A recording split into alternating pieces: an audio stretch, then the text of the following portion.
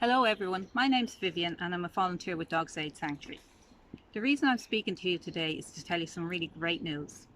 As many of you may know, Dogs Aid have been hoping to build a new sanctuary on their site for many years, and now finally we're expecting the builders in the next couple of weeks. And in order to help with the cost of the project, we are organising a GoFundMe called Rebuilding Dogs Aid Sanctuary. Now, we understand that a lot of people are struggling and cannot help at this time, but if you are in a position to help, please donate whatever you can, no matter how small, because it all adds up. Now, the money that you give to our fundraisers and the donations we receive, that goes towards the cost of running the sanctuary, vet bills, food bills, insurance, etc. We could never have dreamed of doing this project if it wasn't for the kind requests of a small number of people who are obviously huge animal lovers. Now today I'm going to show you some pictures and videos of the sanctuary and try to explain what we will be doing and why. I am going to start with the yard and barn. Here in Dogs Aid we have up to 70 dogs and we prefer to have them running around during the day rather than in kennels. This is our yard. It's early in the morning in this video, so most of our dogs are still in bed, apart from Bosco, our early riser. Our dogs spend most of their days between here and the barn. This is the barn.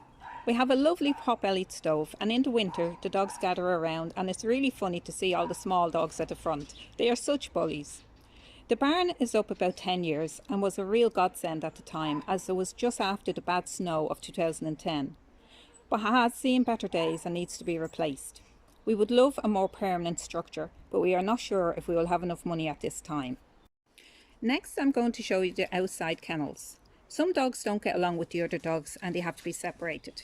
We can have approximately 10 to 15 dogs outside, but these dogs are walked every day, get playtime in our run and get one-to-one attention from the volunteers.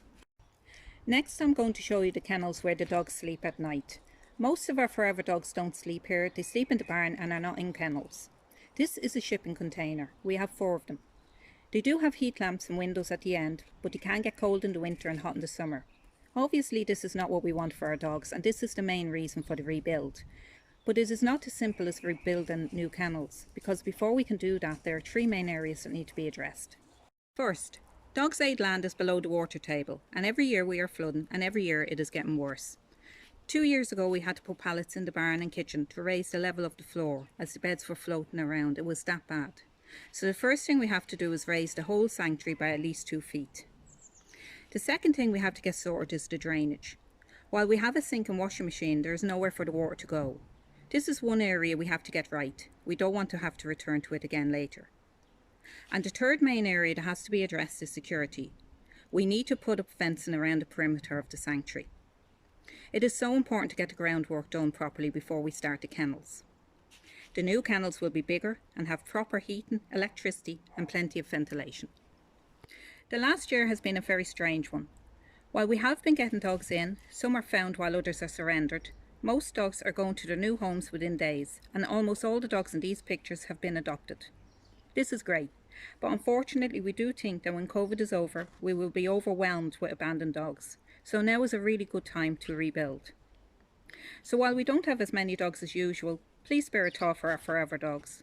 At the moment we have about 25. There are 3 main reasons why a dog becomes a forever dog. Quite a few come into us as very old dogs. Others have serious medical conditions which need constant monitoring and can be very expensive.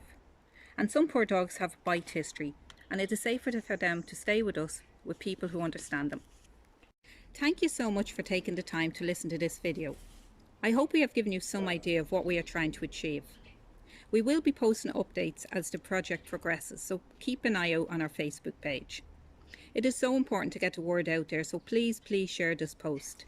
Finally, Maggie and all the volunteers have waited years for this project to begin, and I can't tell you how excited we all are. We want to thank each and every one of you for your support over the last 33 years. And I know that we are always saying this, but we couldn't do it without you. Thank you, and please keep an eye for the updates.